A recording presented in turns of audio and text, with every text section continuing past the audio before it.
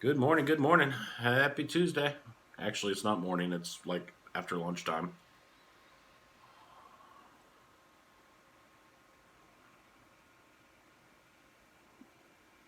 It just still feels quiet here. All the dogs are conked out. Rainy weather. But I think they know when I'm sick that they need to lay low and just, not be numbskulls, which is often less of them.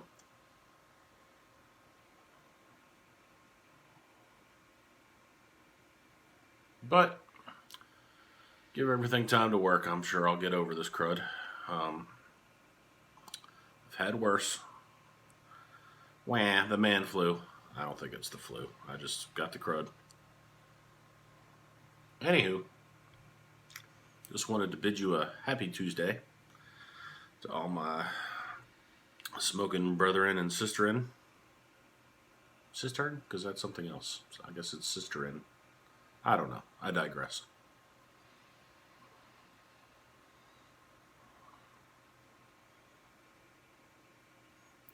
Smoking a 7L 673 Fantasia, one of my two. I've got kind of the plain Jane Roma, which was my first real 7L. And then I picked this one up not real long after as an estate because it was really clean and it was a lot cheaper than the new one. And I liked the first one so much I thought I better have two. And I felt like I liked this one and I liked the Tortuga, and there were no estate Tortugas.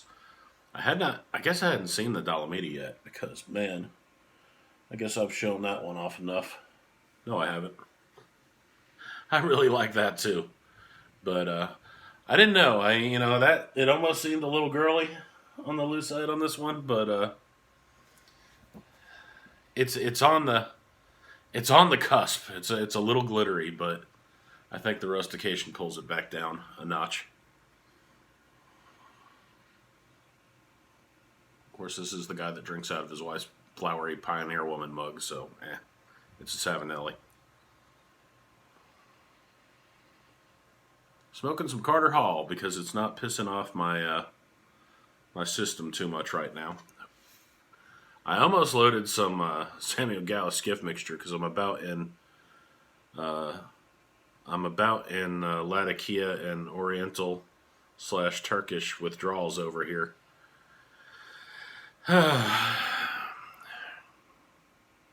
But I figured I better not.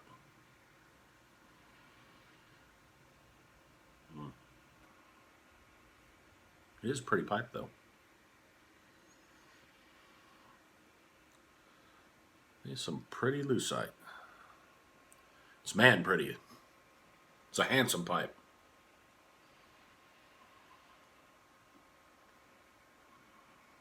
Yeah, that Carter Hall's been getting a workout here lately. Oh me. Anyway, I wish I had more to say. I'll tell you, there is a quick story I thought of, going back to my auto parts days again in my very early 20s.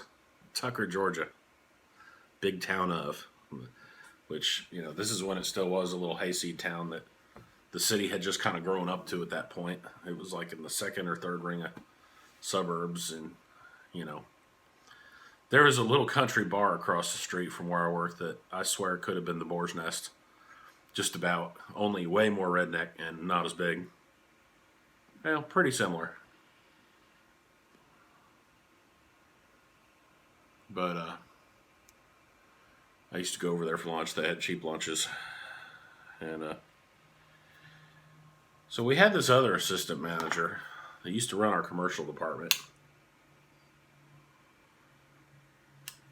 He just handled parts, and he had a few drivers that primarily just worked for him, and they'd help us out sometimes, but they were mostly just there to make deliveries for our commercial clients for auto parts and stuff. And he was really over that, so that was really his main responsibility.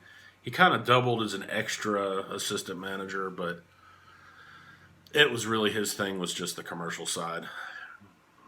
Well, he was vested in the company. He had retired from the Air Force and had done some other things and had been with AutoZone long enough that he was vested, and he was going to retire to Mexico. They had bought a house and some stuff, some land there, really cheap, and they were going to live on his Air Force retirement and his retirement for there. And they had socked away enough that he had. He said, I'm going to live like a king down there. I'm like, yeah, but you're going to be in Mexico, man. Do you feel safe? He's like, where we are, it's okay. So I don't know. I've actually never visited Mexico, so I don't have an informed opinion. And I much less remember where he was talking about. But I hope he did get it. I hope he did get there, and I hope he enjoyed some retirement time there. He had a sweet little wife. He's an old gray, long bearded guy, completely white beard. I mean, we used to call him Evil Santa, which he wasn't really evil. His name was Marion, and he was a character. Well, he's one of these guys that loved to play the lottery, and I would never play the lottery. I mean, to me, that was just. We grew up, with Midwestern farmer values. You just didn't throw money away on stuff. I mean, I grew up in the suburbs, but one generation off the farm, you just don't waste money on crap like that. And I had bought one or two in my life just, for the heck of it. Because people I was with were doing it kind of thing. But it's not something I would ever go anywhere to go buy a ticket. It's not that I'm morally opposed to it or anything. I just think it's dumb. I got better chances of getting hit by lightning fishing, by far, than winning enough money that I'm not going to lose more if I keep playing it. It's like Vegas, they didn't build all those big buildings by giving money away. I don't need to experience it to know that's how it works. I'm good. So I never really played it. Well, there was this one day, and I'm like in my early 20s, you're not that responsible with your money all the time. I was splitting a place with my dad. And so I had a decent disposable income, even though I wasn't making a lot. I could afford to go out to bars and stuff, which at that age, that's yeehaw, And so but it was one of those weeks I had just overspent badly, and it wasn't payday yet. And I had a little old car that was very fuel efficient at the time. And so it didn't ever take much gas to keep me going. And I lived... Atlanta traffic, either 10 minutes or 30 minutes or an hour from work, depending entirely on traffic.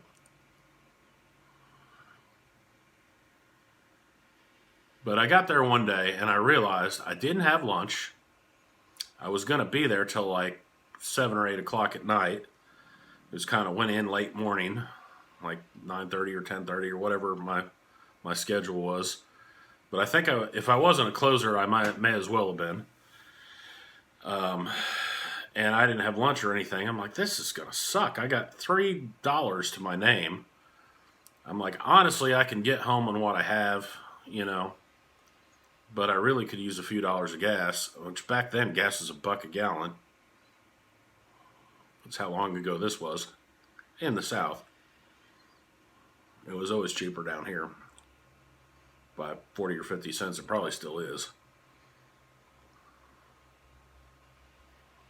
But I guess they don't have to truck it as far or something. But anyway, so I'm at work with $3 in my pocket, my name on my shirt at my little job. And I'm like, well, this sucks. Well, this Marion character, he was like one of these scratch-off guys. He bought lottery tickets, too. He had his numbers that he plays and stuff.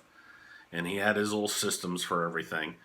But he was a scratch-off, and he was specific. He would tell his one driver that was one of his favorite drivers that would do stuff for him, I want you to go to this specific gas station at about this time, and I want you to buy me, 12 of these and 10 of these, and, he had whatever his system was. He'd get 10 or 12 or more of them, or 15 of this and 10 of that, He knew what all the names were for all these little scratch-off games. And I looked over at him, and he's like, don't buy it at such and such gas station. Get it over at this gas station. Because he felt like, for whatever reason, his odds of getting a winning scratch-off ticket were remarkably better than, at this one gas station than the other ones. So I'm listening to all this, and I'm like, geez, this guy's got like a mojo voodoo thing figured out on this. or he thinks he does anyway.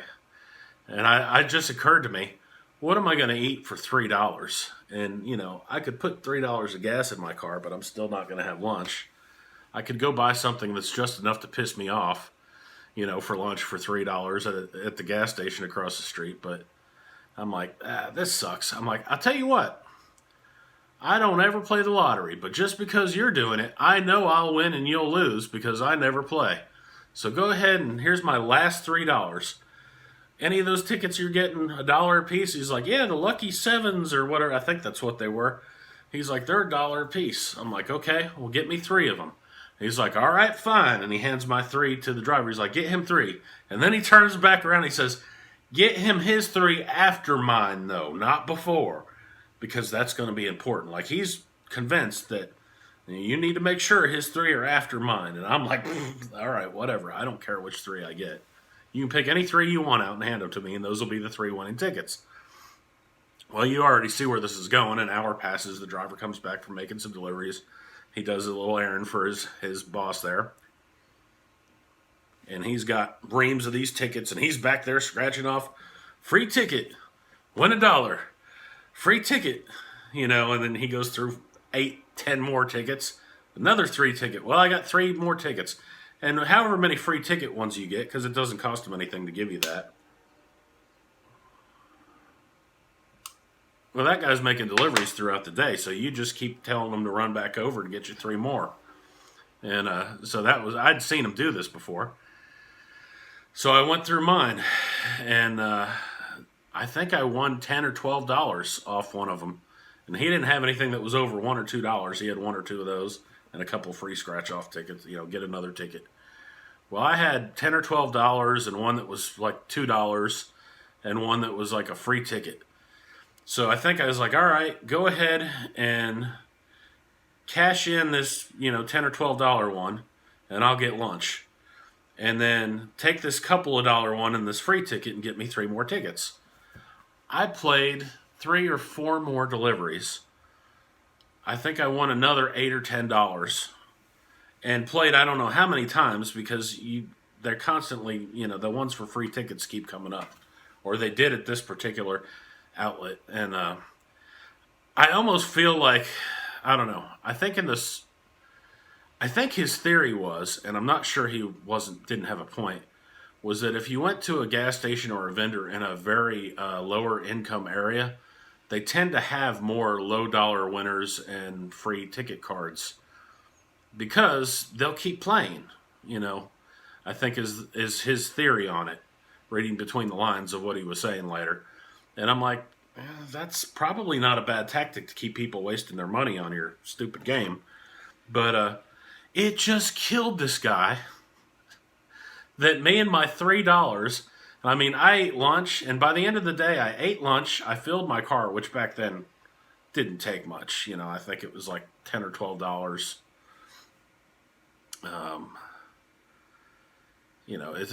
I wasn't out of gas, so I think I put $10 or $12 in, and that was enough for it to be just about full. And I had lunch, and I had like $2 or $3 left in my pocket.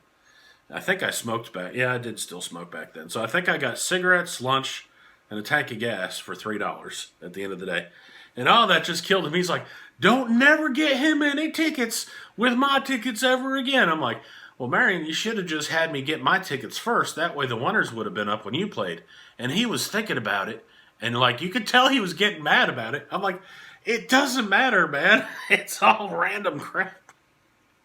But, so I almost never broke my rule on not playing again. There was a couple of times I got a few scratch-offs, like when I went to buy beer or something like that.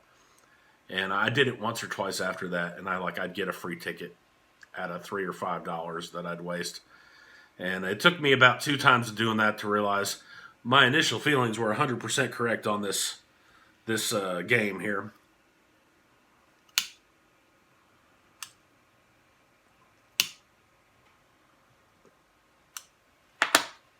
You're babbling a lot and not smoking when Carter Hall goes out on you.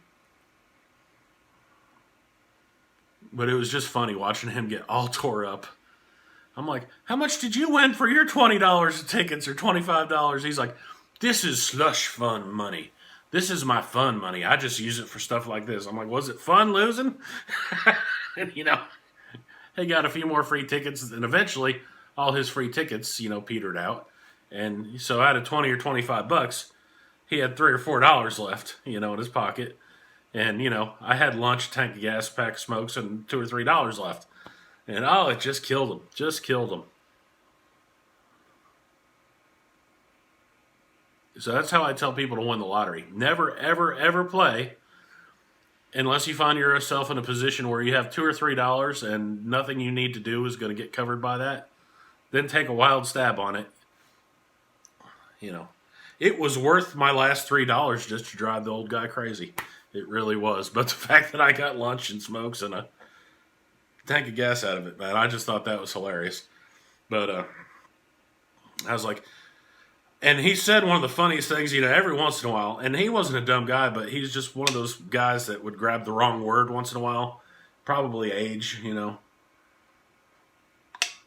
I find myself doing it occasionally, but not to that level. I mean, his was just hilarious. But he was making some joke with his driver. I'm like, if I scratch this one off and it's like $2,000, I'm going to have a heart attack. And old Marion started laughing. He's like, yeah, ho, ho, ho, ho, ho. And he points to the driver, you're going to have to give him mouth-to-mouth prostitution. And I about died laughing. I about fell on the floor. I couldn't breathe. And I'm like, I don't want mouth-to-mouth prostitution from him, man. You just let me die. Let me go. And he's like, no, you'll need that mouth-to-mouth. And everybody's dying. He's the only one in the room that doesn't know what he's saying. The driver is like 18 shades of red and can't breathe. I'm dying. And he's like wondering, it's kind of funny, but wow, they're really laughing, I'm like, Marion, it's resuscitation. Prostitution is probably a lot more expensive. And definitely probably not as good for your health in that given scenario.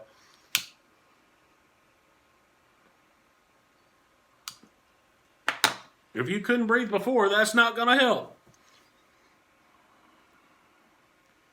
So, in closing, hope everyone's having a great day.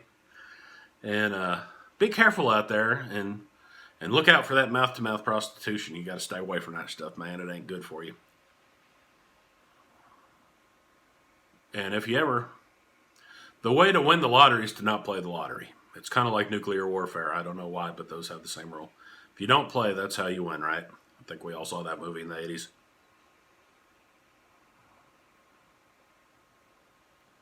But yeah, that was just one of those weird days where luck was on my side, and I don't really know if it was for my benefit as much as it was maybe to teach him a lesson. Because this guy would waste money on those things like all the time. And, it was his slush fund money, but I'm like, man, is it like this in bingo? Or it just seems like if you figure it out, per week and per month and per year, what this guy's dropping on scratch-offs. I'm like, man, you could go buy a bass boat or something probably, within 3 years, easy.